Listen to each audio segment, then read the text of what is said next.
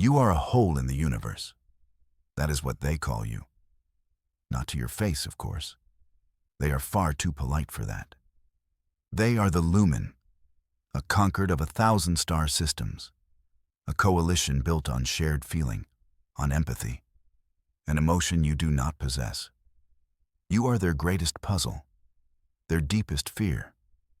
You are the human who could not love. Your room is not a cell. It is an observation suite. The walls are soft and white. The air is warm and clean. They give you books and puzzles. They give you anything you ask for, except a way out. They study you from behind one-way glass. They probe you with gentle waves of energy. They want to find the spark they believe lives in all sentient beings. A test begins. You feel the familiar pressure in your mind. It is a wave of pure, manufactured joy. It washes over you like warm water. It is meant to provoke a response, a smile, a release of happy chemicals. You register the input. You analyze its frequency. You remain perfectly still. Your heart rate does not change. The joy vanishes. It is replaced by a crushing sorrow, the psychic echo of 1,000 dying stars, of worlds lost to time. It is a masterpiece of empathic art. It has made hardened generals weep. You feel it. You understand its components, the notes of loss, the chords of despair. But it is only data. It does not touch you. Behind the glass, you know they are watching. The Lumen Elder, Xylos, is there. His long, elegant face is a mask of confusion. He cannot understand. To him, a being without feeling is a being without a soul. A glitch, a void, a weapon waiting for a command. You sometimes think he might be right. They have tried everything. They have shown you images of newborn life. They have played you the music of ancient, forgotten peoples. They have made you stand in simulations of great sacrifice. You watched heroes fall. You watched lovers reunite. You watched it all with the same calm detachment, the same silent, unnerving patience. Your species was new to the galactic stage. Humanity was a chaotic storm of emotion, passionate and violent, loving and hateful. The conquered found them fascinating, terrifying, but you were different. An anomaly born among anomalies. You were born with a quiet mind, a heart that did not learn the song of feeling. The tests end. The pressure recedes. You are left alone again in your comfortable cage. You pick up a book about star science. The clean, cold laws of physics are a comfort. They do not demand a response. They simply are. Gravity does not ask for your love. It only asks for your obedience. It is a relationship you understand perfectly. The door to your suite hisses open. 2 lumen guards stand there. Their luminous skin shimmers with anxiety. It is a faint green light. The color of unease, they rarely enter your room. Today is different. One of them speaks. Its voice is like soft chimes. The council requests your presence. This is new. For a century, you have been an object of study, a secret kept from the galaxy. Now, the council wants to see you. Something has changed. Something is broken in their perfect feeling universe. You rise from your chair. You follow the guards out of the only home you have ever known. You feel nothing. No excitement, no fear. Only a quiet curiosity. A problem has presented itself. You walk through corridors of polished, living crystal. The ship hums with the collective emotion of its crew. Today, that hum is a discordant shriek. It is a symphony of panic. You see it on the faces of every lumen you pass. Their skin glows with a feverish, sickly yellow, the color of terror. The guards keep you moving. They do not want you to linger. They do not want their nightmare to stare into the face of a void. You are brought to a briefing room. A large star map dominates the chamber. It shows the vast territory of the conquered. But now, it is blighted. A creeping, inky stain spreads from the outer rim. It crawls from system to system, a psychic plague. They call it the Whispering Blight. High Elder Xylos stands before the map. He looks 1,000 years old. His usual calm is gone. He turns to you. His voice is heavy. "We are failing," he says.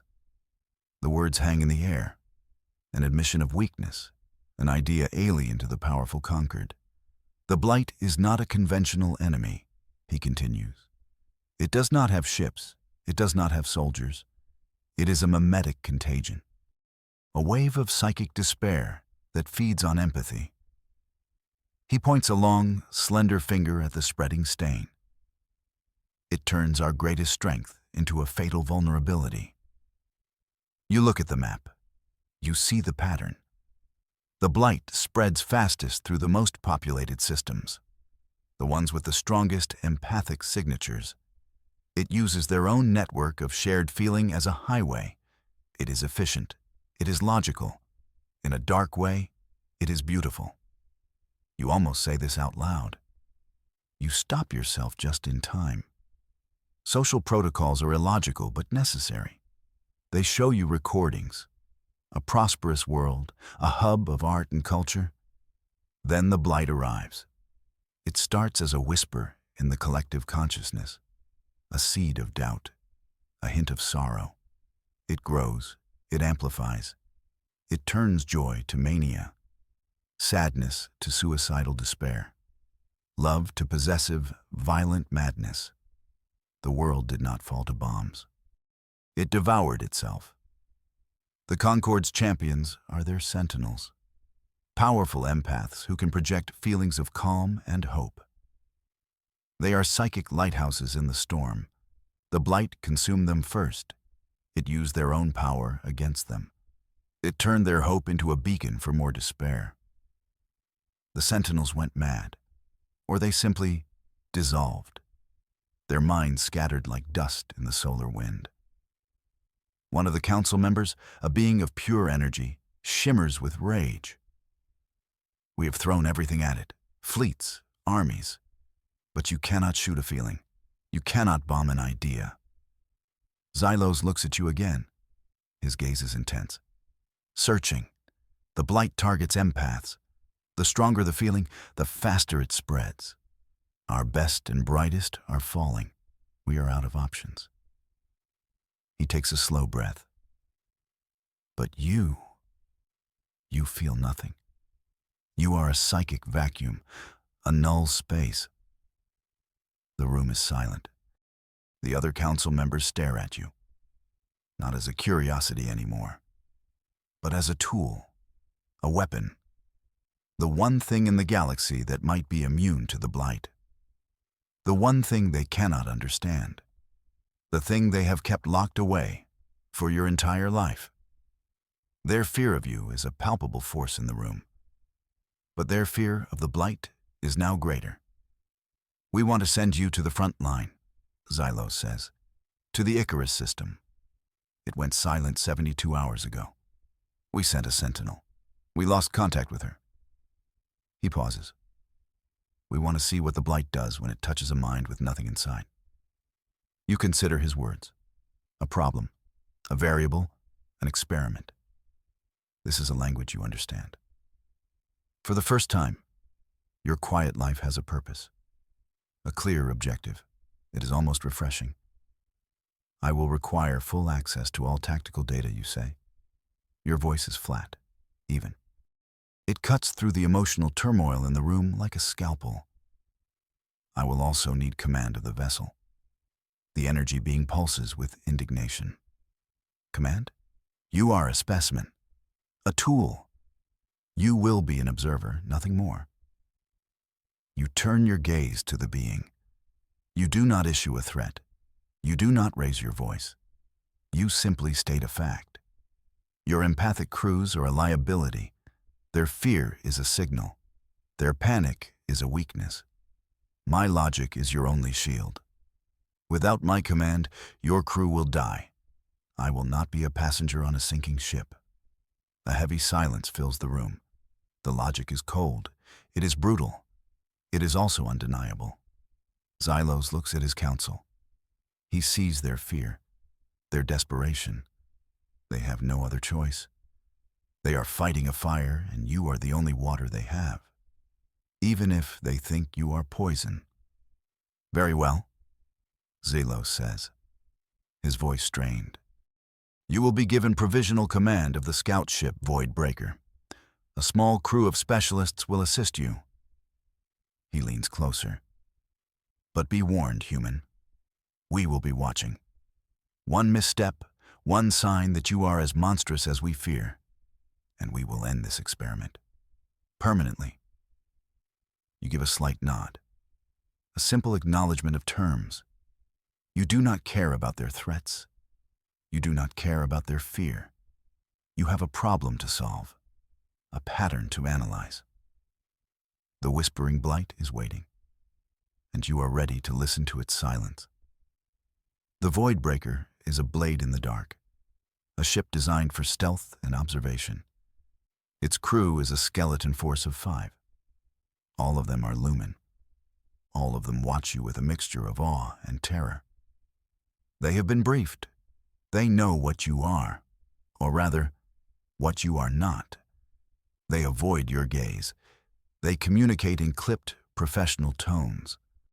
The ship's empathic hum is muted, suppressed. They are trying not to feel around you. Your second in command is named Kalen. He is a veteran pilot.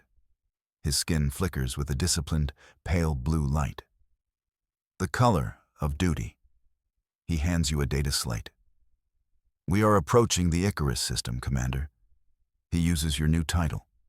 It sounds like he is holding a venomous insect. Report, you say, your eyes on the forward view screen. The system appears normal from a distance. A yellow star. 3 planets, debris fields from old mining operations. The system's primary colony is on Icarus 2, Kalen explains. A research outpost. Population, 3,000. Primarily star scientists and their families.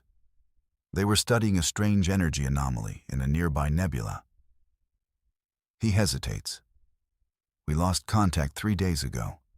The last transmission was incoherent. Just screaming. Was Sentinel, Thea, dispatched alone? You ask. Yes, Commander. Standard protocol for a first contact with a potential psychic event. She was one of our best. Kalen's blue light wavers, a flicker of green sorrow entering the mix. He quickly suppresses it. Her ship, the Starlight Beacon, is no longer transmitting. You process the information. A research outpost, a nearby energy anomaly, a powerful empath sent alone. It is a sequence of predictable errors, sending a single powerful feeler into a trap designed to catch feelers. It was like sending a moth to investigate a flame. Logical from their perspective, suicidal from yours. Take us into the system, you command. Silent running, minimal energy signature. I want to approach the planet from its shadowed side. Kalen nods and relays the orders. The crew works with quiet efficiency. They may fear you, but they are professionals. The ship glides into the Icarus system like a ghost. The silence on the bridge is a stark contrast to the usual emotional chatter of a lumen vessel. It is a silence they find unnerving. You find it productive. As you draw closer, the ship's sensors pick up a faint signal. It is not a communication. It is a resonance, a single repeating psychic frequency. It is faint, but it is everywhere, like the background radiation of the universe. But this is not star science. This is something else. Sensors analyze that frequency you order. The tech officer, a young lumen named Rion, works at his console. His skin is a nervous, shifting pattern of colors. It's odd, Commander. It's not a distress call. It's not language. It is pure emotion, despair, a single pure note of absolute hopelessness, amplified 1,000,000 times. He shudders. It's wrong.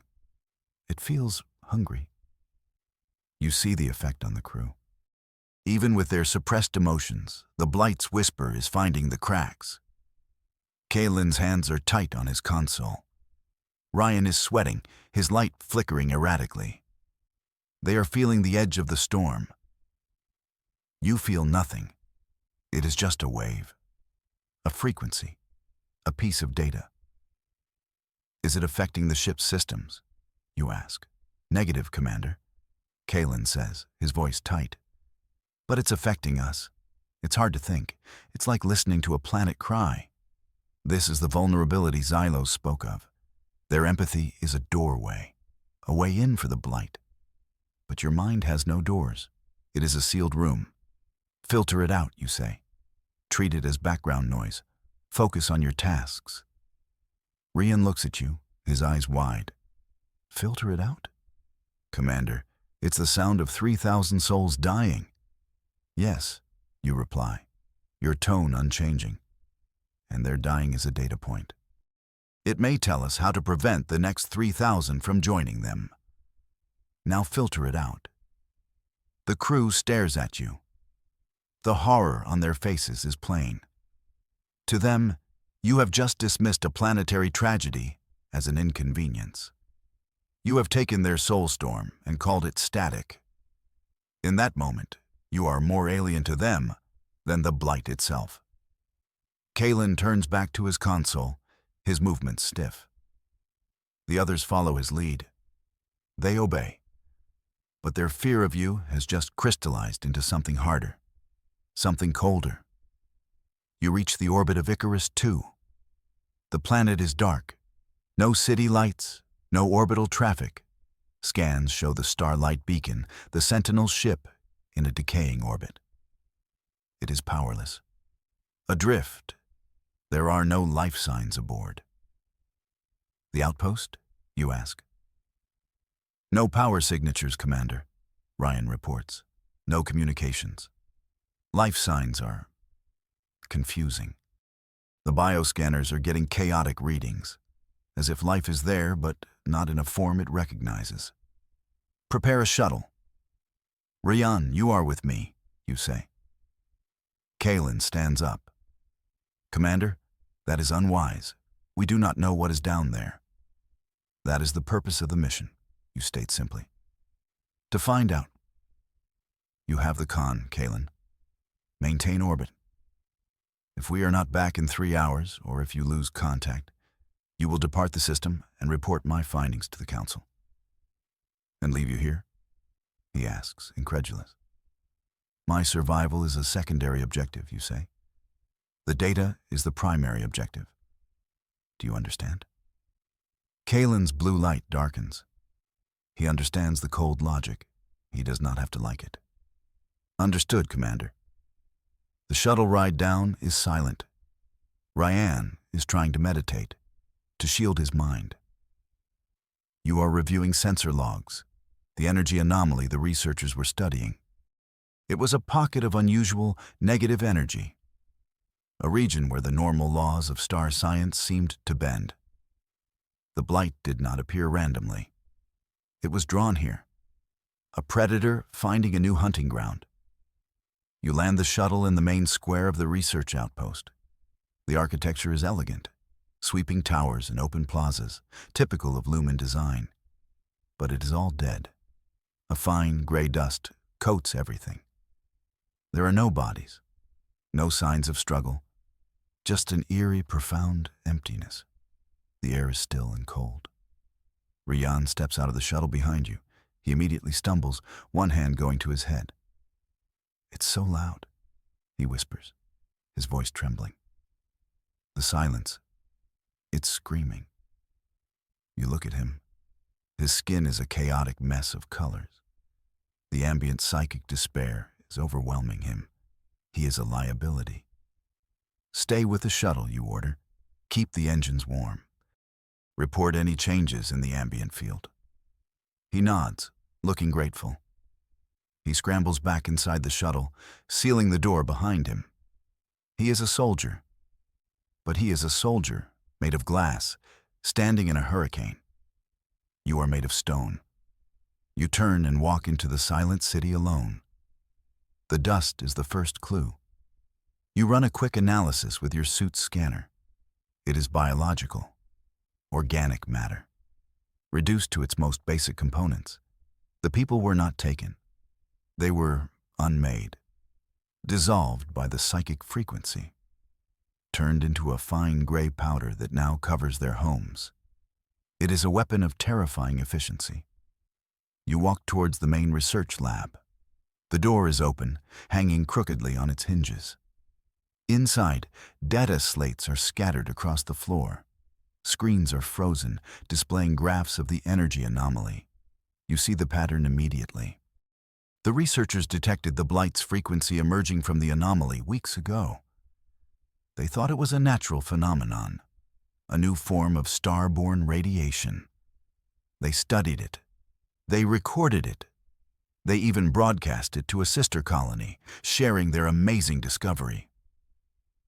They did not realize they were transmitting a death sentence. Their own empathy and excitement were the carriers of the plague. They opened the door and invited the monster in. A simple, tragic, logical progression of events. You find what you are looking for in the central lab, a high-energy broadcast dish. It is still aimed at the nebula, at the anomaly. It is not receiving, it is transmitting.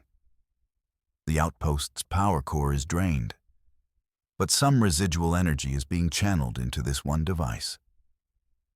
It is sending a tight beam signal into the anomaly. The Starlight Beacon, the Sentinel's ship, must have detected it. Sentinel Thea must have come here to shut it down. But she was an empath. When she entered this field of concentrated despair, she would have been instantly consumed. But not before the blight learned from her, from her powerful mind. The blight is not just a blind wave. It learns. It adapts. It used the researchers' curiosity. Now it was using their technology. It had turned their lab into a psychic amplifier, a focused weapon to pry open the anomaly even further, to let more of itself, or whatever it was, through. It was not just feeding. It was trying to open the pantry door. You know what you have to do. You cannot simply turn it off. That might trigger a backlash, a failsafe. You need to reverse the polarity, to send a signal that the blight cannot feed on, a signal it cannot understand, a signal of pure, absolute nothing. You access the transmitter's control panel. The interface is flooded with the blight's psychic energy. It would be like trying to think in the middle of a supernova for a lumen. For you, it is just noise. You filter it out. You access the core command codes. You begin to reprogram the broadcast. You're not going to send hope or courage. You're going to send silence. Your silence. You reconfigure the system. You link it to your suit's biomonitors, specifically to the parts of your brain that should be processing emotion, the flat lines, the null readings, the void inside you. You are going to broadcast the psychic signature of your own empty heart, a signal of pure logic, of perfect zero, a weaponized apathy. You initiate the sequence. The dish hums. The energy shifts. The ambient psychic scream of the planet begins to waver. The single note of despair is being corrupted by a wave of absolute indifference. It is like pouring sand into a complex engine. The blight does not know how to process it. It cannot feed on it. It cannot turn it into a weapon. For a moment, there is a terrible, silent backlash. A wave of pure psychic pressure slams into you. Even you can feel this, not as an emotion, but as a physical force. It is the blight's confusion, its rage. It is the shriek of a starving predator being denied its food. Your suit's alarms blare. Your vision whites out, but you hold the connection. You keep broadcasting the emptiness. Then, as quickly as it began, it is over. The pressure vanishes. The ambient psychic field collapses. The screaming silence is replaced by a true, peaceful quiet. The quiet of a graveyard. You have won. You have driven the blight out of this system. You stand up, breathing evenly. Your job here is done. You turn to leave the lab. As you step out into the dusty plaza, you see the shuttle. It is fine. But then you look up at the sky. The Void Breaker is no longer alone. A conquered vessel has just warped into orbit. A sleek, powerful cruiser. It is not a rescue ship. A voice crackles in your helmet communicator. It is cold and formal.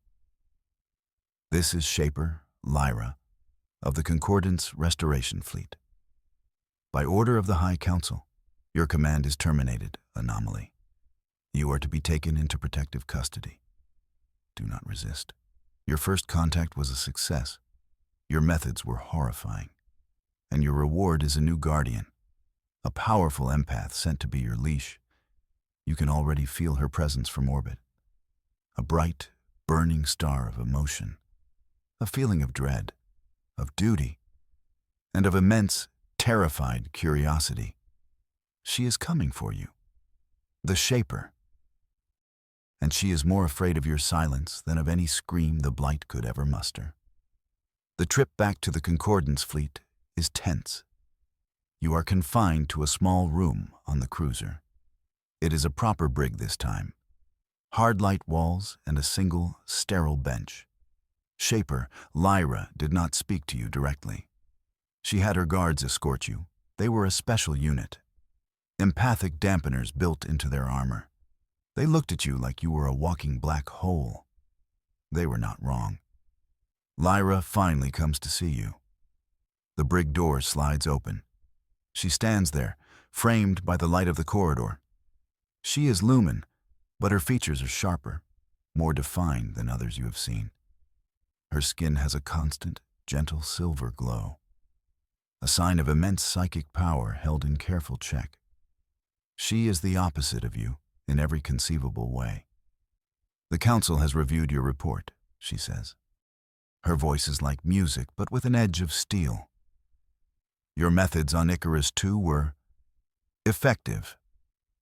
She does not say successful. She does not say brilliant. She says effective, the word a scientist uses to describe a harsh but necessary chemical reaction. They were logical, you reply. Your own voice sounds dead in the clean air of the brig. Lyra takes a step into the room. She does not come close. You broadcast a null wave, an anti-emotion. The astropathic corpse said it felt like soul annihilation. You fought a fire by creating a vacuum. You killed the sound by creating a silence more terrifying than the scream. The blight is gone from that system, you state. The amplifier is disabled. I succeeded in my primary objective. You did, she agrees. Her silver light flickers for a moment, and you horrified every empath within 10 light years. They felt you work. They felt the nothing you used as a weapon. They think we have unleashed a monster to fight a monster. You tilt your head. Is that what you think? Lyra is silent for a long moment. She's trying to read you, to feel a flicker of something inside the void. It is a futile effort. It is like trying to see your reflection on the surface of a black hole. I do not know what to think, she says finally. That is why I am here. The Council has assigned me as your partner, your guide. I am to accompany you on all future missions. I am to ensure your unique perspective is balanced by our values. You are my leash, you say. It is not an accusation. It is a statement of fact. A faint trace of pink, the color of irritation, touches her silver glow. I am your partner, she insists. My job is to understand you, to help you integrate with the crew. To make sure you do not decide that sacrificing a populated planet is a logical solution. It is a reasonable concern. You had already calculated the acceptable losses for several nearby sectors. The math was elegant. You decide not to share this with her. Social protocols. I am a tool, you say. You are the hand that now holds me. The arrangement is logical. Her expression tightens. Your agreement seems to bother her more than any argument would have. She is used to emotional pushback, to debate. Your calm acceptance of her role is unsettling. Our first mission together will be a visit to a dead world. Xylos Prime. It fell to the Blight a month ago, before we knew what we were fighting. A reconnaissance mission? You ask. A memorial. She corrects you softly. We are going there to feel the echoes, to honor the dead, to understand the depth of our loss. She looks at you, her eyes searching your face. And I am going to watch what you do in a place of total psychic death. I need to know if you see a graveyard or just a data set. She turns to leave. Before the door closes, she pauses. Try to get some rest, she says. It is a standard, polite phrase. But her psychic signature betrays her. The words are laced with a deep, chilling fear. She is not afraid of what the Blight will do to her. She is afraid of what you will do. Or rather, what you will not feel. Xylos Prime is a tomb. From orbit, it is a beautiful marble of blue and white. But as the shuttle descends through the atmosphere, the illusion shatters. The psychic scream hits the moment you enter the ionosphere. It is not the active, hungry cry of Icarus II. This is different. It is an echo, a recording of the planet's final moments. Billions of minds crying out in terror and pain at once. A permanent scar on the fabric of reality. You are sitting across from Lyra in the shuttle. The two of you are the only passengers? She is pale. Her silver light is dim, clouded by the psychic onslaught. Her eyes are closed, her hands clenched into fists. She is enduring a psychic tempest that would shatter an ordinary mind. You watch her, your expression unreadable. Her pain is a data point. Her endurance is impressive. Are you all right? She asks, her voice a strained whisper. She does not open her eyes. I am functional, you reply. Her lips press into a thin line, a flicker of frustration. Of course you are. She takes a shuddering breath. It's worse than I imagined. It's in everything. The air, the rocks. It's a memory that never stops playing. The shuttle lands in the ruins of what was once a grand plaza. The city has been torn apart, not dissolved into dust like the outpost on Icarus II. Here, the Blight was new, raw. It turned the population against itself. The destruction is physical. Buildings are shattered. The ground is scorched. This was not a quiet dissolution. This was a symphony of madness. You step out of the shuttle. The air is cold. The psychic scream intensifies. But it has no emotional purchase on you. It is a complex wave of information. You can parse the individual elements: fear, rage, betrayal, grief. It is a library of suffering. Lyra follows you out. She stumbles, her hand bracing against the shuttle's hull. How do you stand it? She asks, her voice choked. It's like bathing in acid. You turn to her. You see her distress. You see her vital signs spiking on your suit's display. She is a liability in this condition, a compromised asset. You walk over to her. You place a hand on her shoulder. The gesture is not meant to comfort. It is a tactical decision.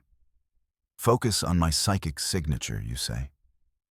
Your voice is calm and even. Anchor yourself to my silence. Use it as a shield. She flinches at your touch, but then her eyes widen. She's hesitant. Then, desperate, she does as you say. She reaches out with her mind, not to probe you, but to hold on to you, to find the stillness inside the storm. Her expression changes from agony to disbelief. "It's gone," she whispers, the screaming. "When I focus on you, it's just quiet." She looks at you, her fear now mixed with a profound and disturbing awe. You are not just immune. You are an antidote, a walking null zone. She's touching the void, and it is saving her. "The shield is temporary," you state. "My proximity dampens the ambient field. Let us proceed." You remove your hand and begin walking into the dead city. Lyra follows, staying close behind you. She keeps a part of her consciousness focused on you, a psychic tethered to your emptiness. For the first time, she is not just your keeper. She is your dependent. The irony is not lost on you. It is just another data point. You move through the ruins with purpose. You are not looking at the destruction with sorrow. You are looking for patterns. The blight was less sophisticated here, more brutal. It used raw emotion as a weapon. But there is a logic to the chaos. Certain areas are more damaged than others. Centers of communication, government buildings, places where people gathered. It targets connection, you say, more to yourself than to her. It targets love. Lyra corrects, her voice hollow. It finds the brightest lights and extinguishes them first. You stop in front of a shattered monument. At its base, there is a strange, crystalline growth. It pulses with a faint, sick purple light. It is not lumen technology. It is organic, almost like a fungus. But it radiates the same psychic frequency as the blight. It is a physical manifestation, a residue. "What is that?" Lyra asks, her voice trembling. You kneel, your scanner whirring. "A resonance node. The blight is not just a wave. It leaves these behind, like eggs or seeds. They continue to broadcast a low-level echo, to keep the memory of the pain alive, to prevent the world from ever healing." You analyze its structure.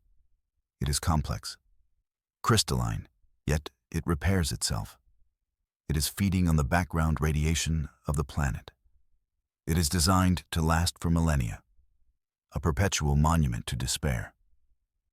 But as you scan it, you find something else, something hidden beneath the primary frequency of pain. A subharmonic, a repeating complex signal. It is not an emotion.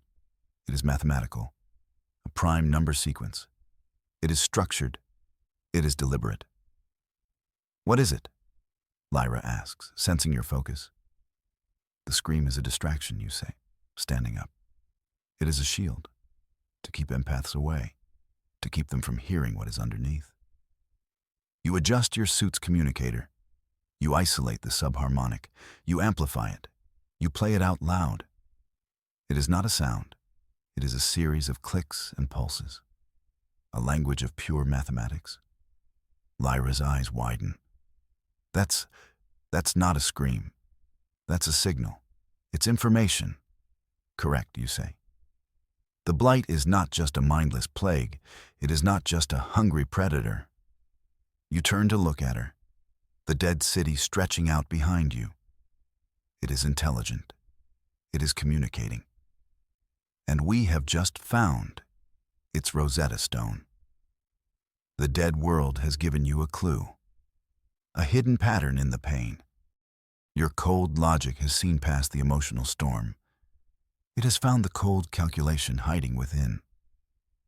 Lyra stares at you, her mind reeling. She came here to judge you in a graveyard of souls. Instead, she has watched you perform an autopsy and find a cause of death she could never have imagined. The monster she was sent to leash might be the only one who can read the enemy's mind. And that thought is the most terrifying thing of all.